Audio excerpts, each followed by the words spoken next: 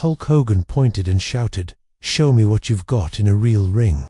Everyone assumed it was a gag, just another retired star chasing attention. But when the Royal Guard quietly stepped onto the mat, removed his tunic, and locked eyes with the man who once called himself immortal, the mood shifted instantly. What followed wasn't staged, wasn't for cameras, and wasn't even a fight. It was a quiet master. By the third time Hogan hit the floor, even he couldn't tell where the act ended and the reality began. Before we show you how silent discipline humbled a showman, hit that subscribe button and let us know in the comments where you're watching from, because what happened next left the entire arena speechless. The crystal chandeliers of the Grosvenor House Hotel cast an elegant glow across the ballroom as London's elite gathered for what was supposed to be a quiet charity gala supporting wounded veterans. The red carpet stretched like a crimson river. Through the entrance, flanked by photographers whose flashes created a constellation of light, among the sea of evening gowns and tailored suits, one figure stood apart: Captain Rhys Alton of the Queen's Guard. Positioned near the main entrance in full ceremonial dress, his scarlet tunic was immaculate, every brass button gleaming under the lights. The bearskin hat added to his imposing 6'2" frame, and his eyes, steel grey and alert, swept the room with the practiced gaze of a soldier who had seen combat in Afghanistan's Helmand province. To most attendees, he was part of the evening's pageantry, a living symbol of British military tradition. They had no idea they were looking at a man who had survived 3 tours of duty and earned commendations for valor under fire. The evening had started peacefully enough. Celebrities mingled with diplomats, champagne flutes clinked in toasts to charity, and the gentle hum of polite conversation filled the air. Lord Pemberton, the event's organizer, had specifically requested a Royal Guard presence to add gravitas to the proceedings. What he got was Captain Alton, a man whose calm exterior masked the reflexes of a predator. As the clock struck 8, a commotion near the entrance drew everyone's attention. Hulk Hogan had arrived, and he never did anything quietly. The wrestling legend burst through the doors with his characteristic swagger, his iconic yellow bandana catching the light. At 68, Terry Bollea, the man behind the Hulk Hogan personas, still commanded attention wherever he went. His entourage followed like a small parade, and the photographers went into overdrive. Hogan worked the room like the showman he was, his booming voice carrying across the ballroom as he greeted fans and posed for pictures. "Hey there, brother," he called out to anyone within earshot, his catchphrase as natural as breathing. The crowd ate it up. This was exactly the kind of star power they'd hoped for at the charity event. But as Hogan made his rounds, his eyes kept drifting back to the motionless figure by the entrance. Captain Alton hadn't moved a muscle since taking his post 3 hours earlier. He stood at attention with the kind of discipline that only comes from years of military training, his gaze fixed straight ahead, seemingly oblivious to the celebrity chaos swirling around him. To Hogan, accustomed to being the center of attention wherever he went, the guard's indifference was both puzzling and intriguing. Here was someone who wasn't impressed by the Hulkster, wasn't asking for an autograph or a selfie. In Hogan's world of wrestling, where everything was larger than life and everyone played a character, this stoic soldier represented something different, something real. That the wrestling legend's curiosity got the better of him. He'd built his career on reading crowds, on knowing exactly what buttons to push to get a reaction. This silent sentinel in his fancy uniform presented an irresistible challenge. Surely, Hogan thought, this was just another performer, another piece of British theatre designed to impress the tourists. "Hey macho," Hogan called out as he approached one of his sponsors, nodding toward Captain Alton. "Check out the tin soldier over there. Bet you $20 he's just an actor they hired for the night. No way someone stands that still unless they're getting paid by the hour." His entourage laughed, but there were a few uncomfortable glances exchanged. Some of the British guests within earshot stiffened slightly. They recognized the uniform and what it represented. But Hogan was in full showman mode now, feeding off the crowd's energy. Captain Alton, meanwhile, was acutely aware of everything happening around him. His peripheral vision caught Hogan's approach, his ears registered the wrestler's comments, and his mind automatically began assessing potential threats. Not that he considered Hogan dangerous, the man was clearly putting on a show, but in Alton's world, vigilance was a matter of survival. The captain's training kicked in, as it always did. Assess the situation, identify potential risks, maintain position unless directly threatened. He'd learned these lessons the hard way during his 3 tours in Afghanistan, where a moment's inattention could mean the difference between life and death. Tonight's gala was hardly a war zone, but discipline was discipline. Hogan's voice grew louder as he worked his way closer to the guard. "I bet this guy's never seen a real fight in his life," he announced to his growing audience. "All that fancy dress and ceremony, it's just for show. Brothers, real fighting happens in the ring, where men prove what they're made of." The crowd around Hogan was divided. His American fans laughed and cheered, loving the impromptu entertainment. But the British guests, particularly the military veterans in attendance, began to bristle. They knew what that uniform meant, what it took to earn the right to wear it. Lord Pemberton himself pushed through the crowd, his face flushing with embarrassment at his guests' behavior. "Mr. Hogan," Lord Pemberton interjected with strained politeness. "Perhaps we should," but Hogan was already in motion, his showman's instincts taking over. He'd spotted an opportunity for entertainment, and nothing was going to stop him from seizing it. The crowd parted before him like the Red Sea as he swaggered toward Captain Alton, his arms spread wide in his classic pose. "Well, well, well," Hogan announced to the room, his voice carrying the theatrical boom that had filled wrestling arenas for decades. "What do we have here? Ladies and gentlemen, feast your eyes on Britain's finest standing." So still, I thought. He was a wax figure. The ballroom fell silent, except for the soft clink of champagne glasses and the nervous shuffling of feet. Every eye in the room was now focused on the unfolding drama. Captain Alton remained motionless, but those who knew him well might have noticed the almost imperceptible tightening around his eyes. Hogan circled the guard like a predator sizing up prey, playing to his audience. "I mean, look at this guy. He's like a robot, brother. Bet he can't even blink without permission from the Queen herself." The wrestler's entourage laughed dutifully, but the sound seemed hollow in the suddenly tense atmosphere. What Hogan didn't understand was that he was looking at a man who had earned his position through blood, sweat, and unwavering dedication. Captain Alton had survived firefights in Kandahar, had carried wounded comrades to safety under enemy fire, had made split-second decisions that meant the difference between his unit living or dying.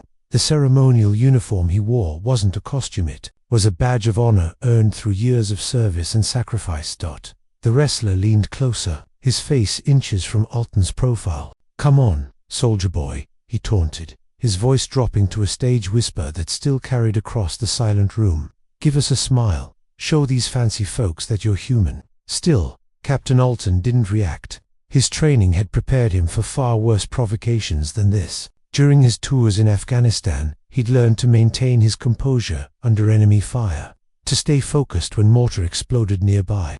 A loud-mouthed American celebrity was hardly going to break his concentration. But Hogan was just getting started. He'd built his wrestling career on escalation, on pushing situations until they reached a dramatic climax. In the ring, he knew exactly how far to push his opponents before they snapped. He assumed the same rules applied here. "Tell you what, statue man," Hogan announced, stepping back and addressing the crowd as much as the guard. "I bet you can't even move in that get-up. Probably takes 3 guys just to help you sit down." More nervous laughter rippled through the audience, but now it was tinged with genuine concern. The tension in the room was becoming palpable. The British military veterans in attendance were growing increasingly uncomfortable with Hogan's behavior. They recognized what the American clearly didn't, that he was mocking not just one man, but an entire tradition of service and sacrifice. The Queen's Guard wasn't a tourist attraction. It was an elite unit with a history stretching back centuries. Lord Pemberton made another attempt to defuse the situation. "Perhaps we should return to the evening's program," he suggested loudly, trying to redirect attention away from the brewing confrontation. "We have a wonderful silent auction that hold on there." "Lord Pemberton," Hogan interrupted, raising his hand dramatically. "The Hulkster's not done here yet. I want to see what this tin soldier is really made of." Captain Alton's jaw tightened almost imperceptibly. He was beginning to reassess the situation. What had started as mere showmanship was edging toward genuine disrespect, not just to him personally, but to the uniform he wore and everything it represented. In his peripheral vision, he could see the faces of the military veterans in the crowd, some of whom were men he'd served alongside. Their expressions ranged from embarrassment to outright anger. The captain's mind raced through his options. He could continue to ignore Hogan, hoping the wrestler would eventually tire of his game and move on. He could request to be relieved of duty, stepping away from the situation entirely, or he could maintain his post and hope someone else would intervene to end this farce. What he couldn't have predicted was what Hogan would do next. The wrestler, perhaps sensing that his verbal taunts weren't getting the reaction he wanted, decided to escalate things physically. He reached out toward the ceremonial sword hanging at Captain Alton's side knot to grab it, but to tap it mockingly with his finger. "I bet this thing's not even real," Hogan said with a grin. "Probably made of plastic, just like everything else." About this hole, that's when everything changed. The moment Hogan's finger made contact with the sword, Captain Alton's military training took over. In the British Army, touching a soldier's weapon without permission wasn't just disrespectful, it was a potential threat that demanded an immediate response. The captain's body moved before his conscious mind even processed the action. His left hand shot out like a striking snake, clamping down on Hogan's wrist with the precision of a steel trap. The movement was so fast that most of the crowd didn't even see it happen. 1 second Hogan was reaching for the sword. The next, his arm was immobilized in the guard's iron grip. The wrestler's eyes went wide with shock. In all his years in the ring, facing opponents who outweighed him by 100 pounds or more, he'd never encountered a grip like this. It wasn't just strong, it was surgical in its precision, applying pressure to exactly the right points to cause maximum discomfort while avoiding serious injury.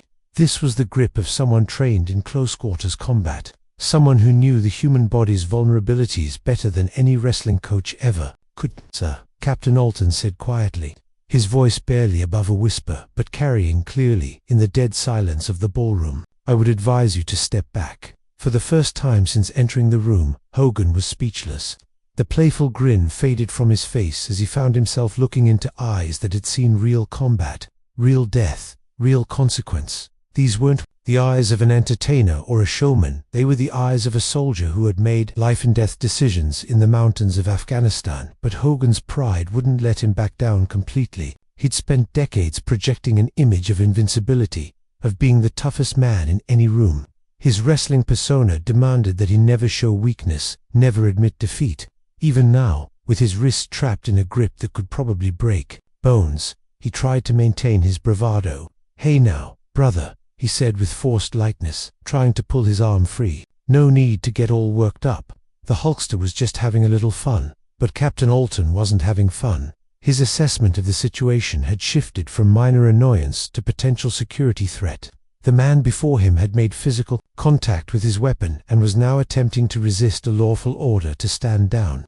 In the soldier's mind, this was no longer entertainment. It was a tactical situation that required a tactical response. With movements honed by years of hand combat training, Alton pivoted on his left foot while maintaining his grip on Hogan's wrist. The wrestler, off balance and caught completely off guard, found himself being spun around as the captain used his own momentum against him. Before Hogan could even process what was happening, his arm was twisted behind his back in a perfect restraint hold. The crowd gasped collectively as the legendary Hulk Hogan, a man who had body-slammed giants in front of millions of screaming fans, was, suddenly and efficiently, neutralized by a British soldier who hadn't even broken his stoic expression. "Jesus Christ," someone in the crowd whispered, the words carrying clearly in the shocked silence. Hogan tried to struggle, his wrestling instincts kicking in, but he quickly realized he was completely outmatched. Every movement he made only tightened the hold, and the pressure on his shoulder joint was becoming genuinely painful. This wasn't wrestling, this was military combatives, designed not for entertainment, but for battlefield effectiveness. "Easy, easy," Hogan gasped, his voice losing all of its theatrical boom. For the first time in decades, he was genuinely out of his depth. The techniques being used against him weren't from any wrestling manual, they were from military training, designed to quickly and efficiently subdue potential threats. Captain Alton maintained the hold for exactly 3 seconds. Long enough to establish complete control, not long enough to cause injury. Then, with the same fluid precision he'd used to apply it, he released Hogan and stepped back to his original position. The entire encounter had lasted less than 10 seconds, but it had completely transformed the atmosphere in the room. The wrestler stumbled slightly as he regained his balance, rubbing his shoulder and looking at the guard with newfound respect and wariness. The crowd remained frozen, unsure whether they had just witnessed an assault or a demonstration of military discipline. "As I said, sir," Captain Alton repeated, his voice still calm and controlled, "I would advise you to step back." Hogan stared at him for a long moment, his mind racing.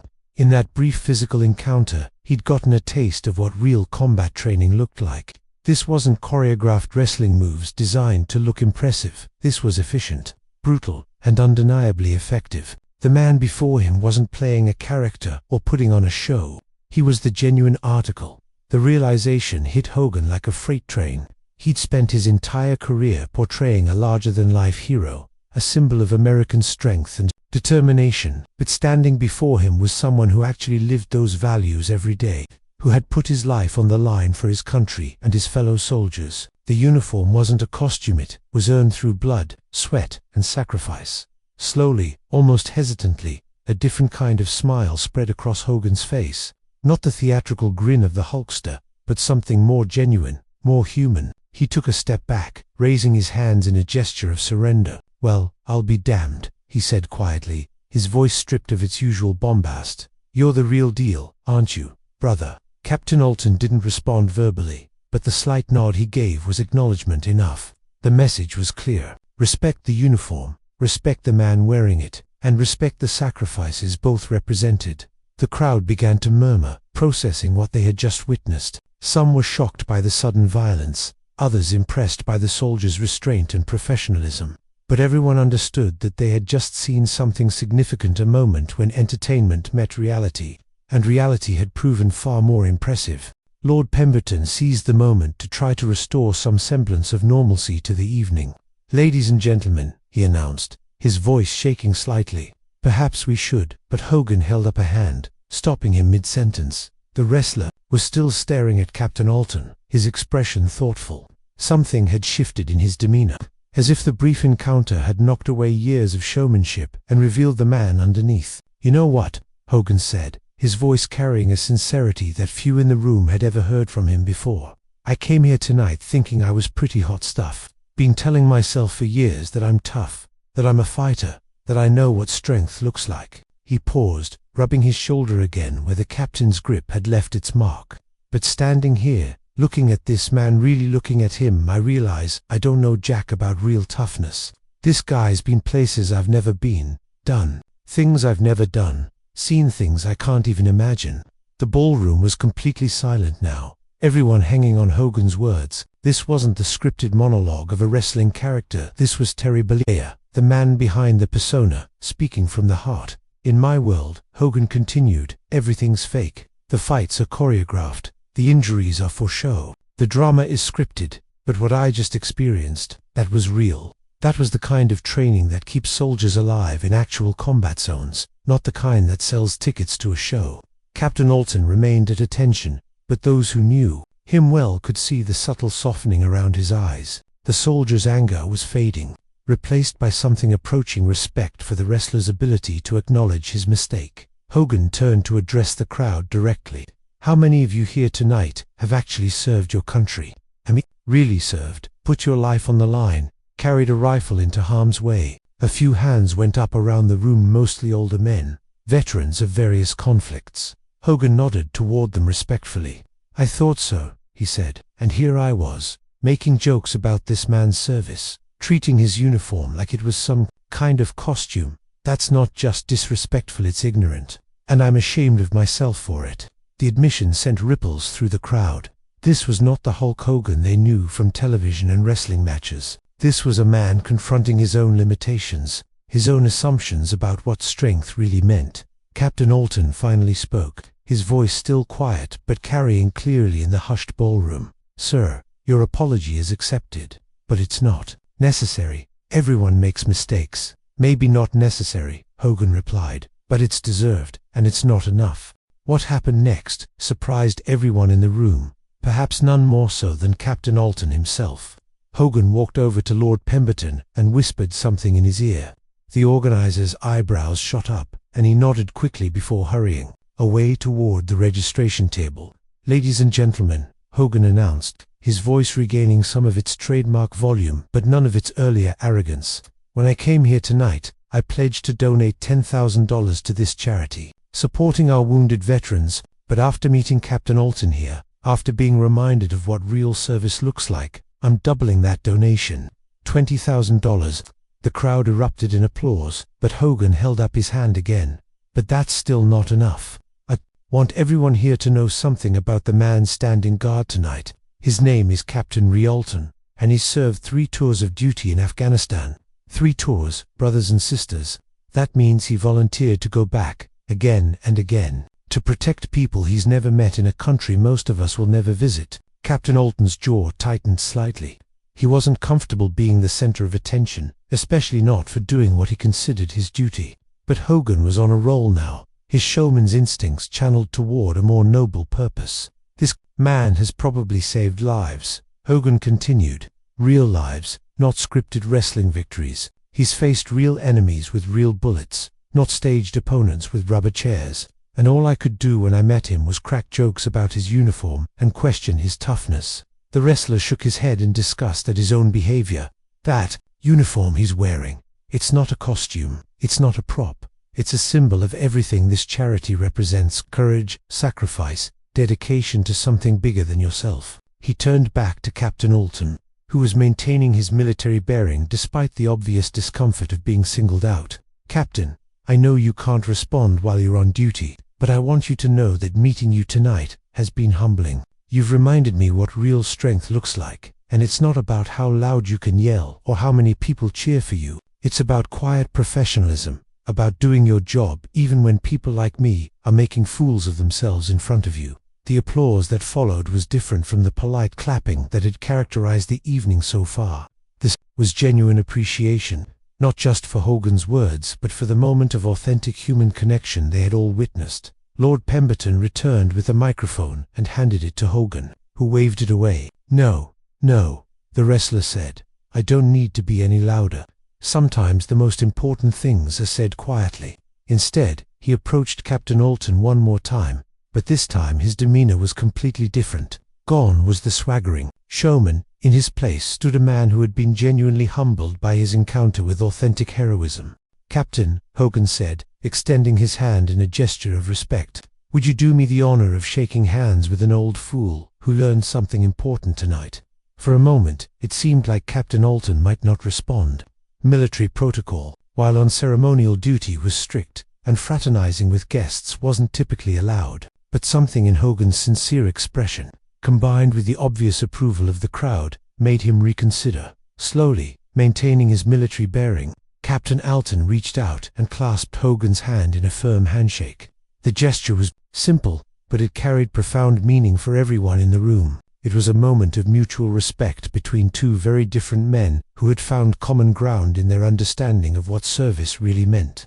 Thank you, Hogan said quietly, for your service, for your professionalism tonight, and for teaching an old showman some humility. Thank you, sir, Captain Alton replied, for supporting our wounded veterans. That means more than you know. The handshake lasted only a few seconds, but it marked a complete transformation in the evening's tone. What had started as a potentially embarrassing confrontation had become something entirely different: a teaching moment, a demonstration of grace under pressure, and ultimately, a celebration of what real heroism looked like. As Hogan stepped back, he addressed the crowd one final time.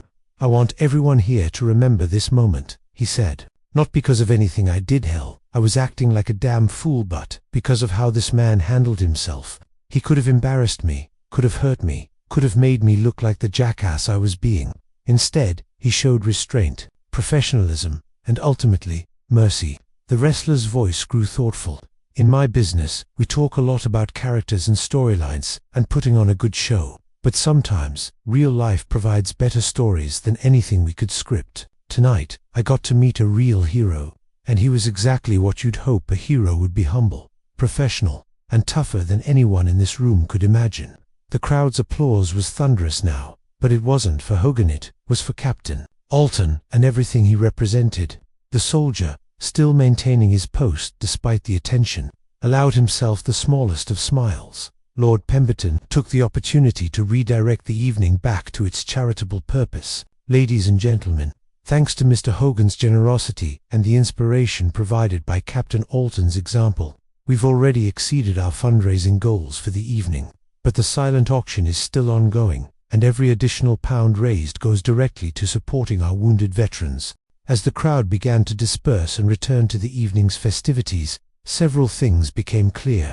First, the video footage of the brief confrontation captured by numerous phones and cameras would become legendary, not for the physical altercation but for the demonstration of military discipline and the genuine humanity shown by both men afterward. Second, Hogan's reputation would actually be enhanced by the evening's events. His willingness to acknowledge his mistake, to show genuine humility in the face of real heroism, and to back up his words with a substantial donation would be remembered long after his wrestling victories were forgotten. But perhaps most importantly, Captain Alton had shown everyone present what it meant to wear the uniform with honor. He had faced provocation with restraint, responded to aggression with measured force, and accepted an apology with grace. He had embodied everything the Royal Guard was supposed to represent: duty, discipline, and dignity under pressure. As the evening wound down, several military veterans approached Captain Alton during his brief breaks to shake his hand and thank him for his service. Many mentioned that they had never seen such a perfect example of military bearing under civilian pressure. Hogan, meanwhile, found himself surrounded by guests who wanted to praise his humility and his generous donation, but the wrestler kept deflecting the attention back to Captain Alton and the cause they were all there to support. "Don't praise me for doing what any decent person should do," he told one admirer. "Praise that soldier over there for showing us all what real class looks like." The charity auction broke records that night, raising more money for wounded veterans than any similar event in the organization's history. Lord Pemberton later credited the evening's dramatic moment with inspiring unprecedented generosity from the attendees. But for Captain Alton, the most meaningful part of the evening came at its very end. As he was finally relieved of duty and preparing to leave, an elderly gentleman approached him. The man was wearing several military decorations and walked with the aid of a cane. "Son," the veteran said, "I served in the Falklands 30 years ago, and I want you to know that tonight you made every man who's ever worn the uniform proud. That's how it's supposed to be done." Captain Alton nodded respectfully. "Thank you, sir, just doing my job." "No," the veteran replied with a smile. "You were doing much more than that. You were representing all of us, and you did it perfectly." As Captain Alton finally left the Grosvenor House Hotel that night, he reflected on the strange evening he'd just experienced. He had gone to work expecting nothing more than a routine ceremonial duty assignment. Instead, he had found himself at the center of a moment that would be talked about for years to come. The confrontation with Hogan had lasted only seconds, but its impact would be felt much longer. It had reminded everyone present that behind the pageantry and tradition of military ceremonies stood real people who had made real sacrifices. It had shown that strength came not from showmanship, but from discipline, not from aggression, but from restraint. Most importantly, it had proven that sometimes the most powerful moments come not from conflict, but from the resolution of conflict, not from the demonstration of force, but from the wisdom to use it sparingly. The story of Captain Alton and Hulk Hogan would be retold countless times, growing slightly with each telling but never losing its essential truth, that real heroes don't need to prove themselves to anyone, and real strength is often displayed through restraint rather than aggression.